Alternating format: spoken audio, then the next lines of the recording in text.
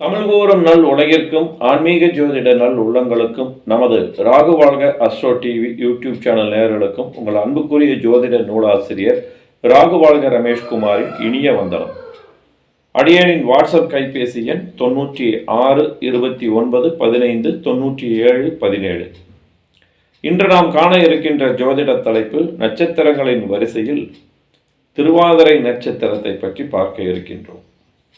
திருவாதிரை என்றாலே பெரியவர்கள் கூறுவார்கள் தில்லுமுள்ளு திருவாதிரை அப்படின்னு சொல்லுவாங்க. அதே நேரத்தில் மார்கழி திருவாதிரை மிகுந்த விசேஷமுள்ள நாள் என்று கூறுவார்கள். திருவாதிரை நட்சத்திரக்காரர்கள் சோதனைக்கு ஆட்படுபவர்கள். அதே போல மற்றவர்களை சோதித்த பிறகே அவர்களை பழகுவதற்கும் நண்பர்களாகவும் ஏற்றுக்கொள்வார்கள்.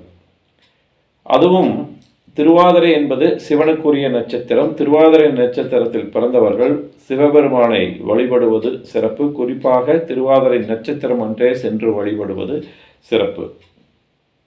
திருவாதிரை நட்சத்திரம் என்பது மிதுன ராசியில் வரக்கூடியது. திருவாதிரை நட்சத்திரம் 1, 2, 3, 4 பாதங்கள்.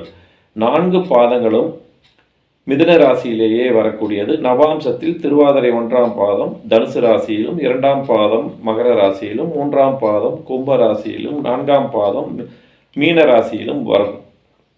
திருவாதிரை நட்சத்திரத்தில் பிறந்தவர்கள் சந்தேகமின்றி உலகோர் வணங்கக்கூடிய விதத்தில் ஒப்பற்ற மனிதர்களாக விளங்கக்கூடிய தன்மை உண்டு. அதுவும் குறிப்பாக மேஷம், ரிஷபம், மிதுனம், கடகம், கன்னி, துலாம், மீனம் லக்னத்தில் பிறந்தவர்களாக இருந்து திருவாதிரை நட்சத்திரத்தில் பிறந்தால் மிகுந்த விசேஷம் உண்டு. உண்மைக்கு புறம்பான வார்த்தைகளையும் சில நேரம் பேசக்கூடியவர்களாக இருப்பார்கள். அதான் ஆரம்பத்திலேயே சொல்லிட்டேன், தில்லுமுள்ளு திருவாதிரை அப்படின்ட்டு.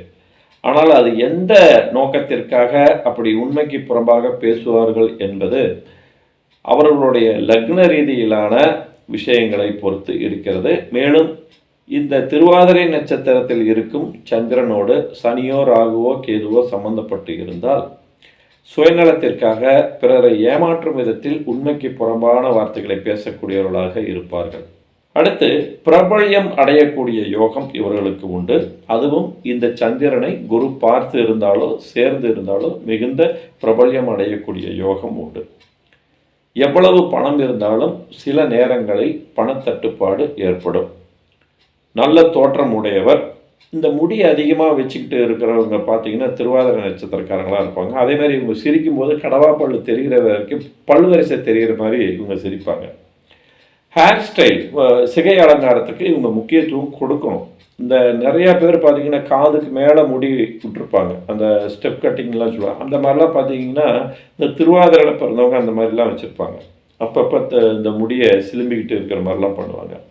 அடிக்கடி ஆத்திரப்படக்கூடிய ஒரு சுபாவம் உண்டு. பல்வேறு உறவினர்களும் நண்பர்களும் இவர்களுக்கு உண்டு. அவர்களோட உறவும் நட்பும் உடையவர்களாக இவங்க இருப்பாங்க.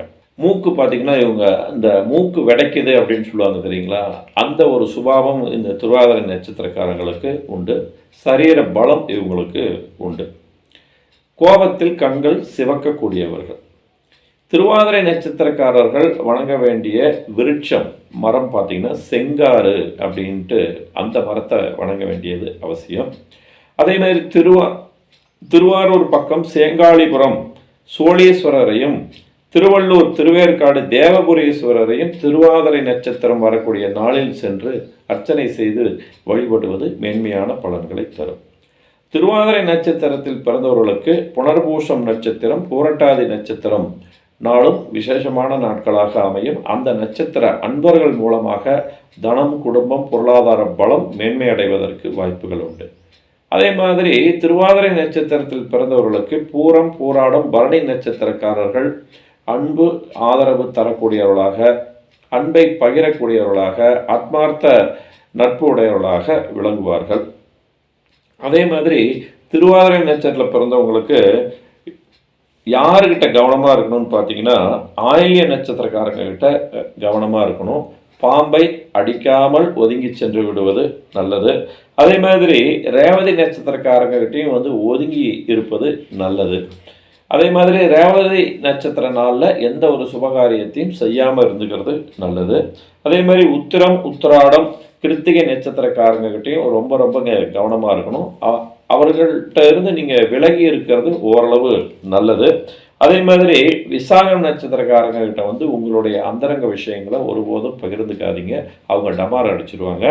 அதே மாதிரி அவிட்டம் நட்சத்திரக்காரங்க கிட்ட வரவு செலவு வச்சுக்காதீங்க, கொடுத்தாலும் வாங்குவது சிரமம், வாங்கினாலும் கொடுப்பது சிரமம். இப்போ திருவாதிரை நட்சத்திரம் முதல் பாதம் அப்படின்னு பார்த்தீங்கன்னா நல்ல இடத்துக்கு தகுந்த மாதிரி ஏற்ற இறக்கத்தோட சுருதிலயத்தோட பேசக்கூடியவங்களா சாமர்த்தியமானவங்களாக இருப்பாங்க. பண்பு உடையவர்களை அடையாளம் கண்டு மதிக்கக்கூடிய பண்பு இவர்களுக்கு உண்டு. வணங்கத்தக்கவர், எங்கே போனாலும் இவங்களுக்கு ஒரு மதிப்பு மரியாதை உண்டு. அதே மாதிரி பெண்கள் வசீகரம் உடையவராக இவங்க இருப்பாங்க. அடுத்தது திருவாதிரை நட்சத்திரம் 2ஆம் பாதம். நல்ல பேச்சு திறமை உண்டு. இடம் பொருளை அவள் அறிந்து பேசக்கூடியவர். அதே மாதிரி தனக்கு கீழே இருக்கிறவங்களை வந்து கசக்கி பிழிந்து வேலை வாங்கக்கூடிய ஆற்றல் இவங்களுக்கு உண்டு. அதே மாதிரி எந்த இடமா இருந்தாலும் வாதத்திறமையோடு பேசுவாங்க. எத்தனை பேர் இருந்தாலும் சளைக்காமல் பேசுவாங்க. கஞ்சத்தனம் இவங்களுக்கு உண்டு.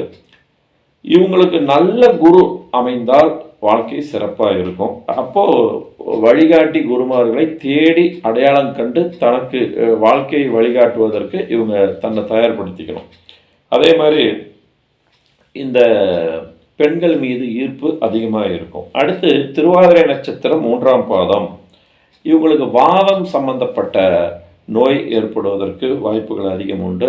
ஆத்திரக்காரனுக்கு புத்தி மட்டு என்று கூறுவார்கள். அதுபோல் கோபத்தில் முடிவெடுத்து விட்டு கண்கலங்கி நிற்கக்கூடிய சூழலை உருவாக்கும். கவனம் தேவை.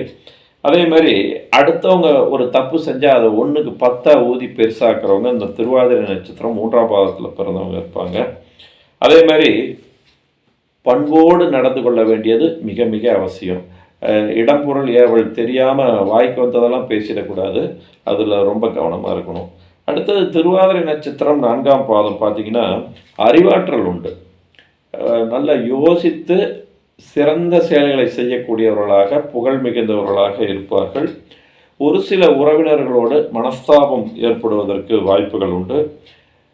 சில நேரங்களில் முன்னாடியே சொன்னேன், இந்த திருவாதிரை நட்சத்திரத்தில் ஒருத்தவங்க பிறந்து குறிப்பாக 4ஆம் பாதத்தில் பிறந்து இந்த சந்திரனோடு சனியோ ராகுவோ கேதுவோ சேர்க்கை பெற்று பார்வை செய்து இருந்தால் கீழ்த்தரமான எண்ணமும் உண்டு, கெட்ட சிந்தனை உண்டு, அடுத்தவங்களை கெடுக்கக்கூடிய எண்ணமும் உண்டு. அதேமாரி தோற்றப்பொழிவுக்கு முக்கியத்துவம் கொடுக்க மாட்டாங்க. அழுக்கு தேய்ந்த ஒரு சரீரத்தில் இருப்பாங்க, அப்புறம் குளிச்சிக்கலாம் அப்படிங்கிற மாதிரி இருப்பாங்க.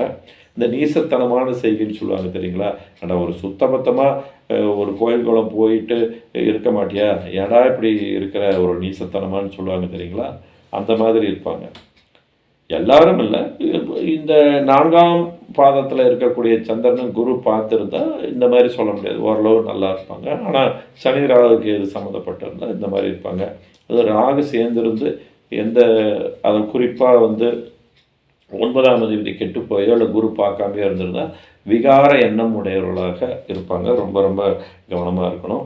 மொத்தத்தில் திருவாதிரை நட்சத்திரம் என்பது சமுதாயத்தில் தாக்கத்தை ஏற்படுத்தக்கூடிய ஒரு நட்சத்திரம் என்று கூறலாம்.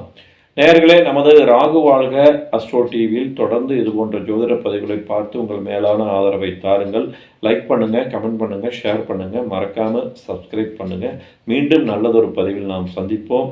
மேலும் உங்கள் ஜாதகத்திற்கான வழிகாட்டுதல் பெற விரும்பும் அன்பர்கள் அடியேனின் வாட்ஸ்அப் கைபேசி எண் 96 29 15 97 17 என்ற எண்ணிற்கு உங்கள் விவரத்தை அனுப்பி முன்பதிவு பெற்று பார்த்து கொள்ளலாம்.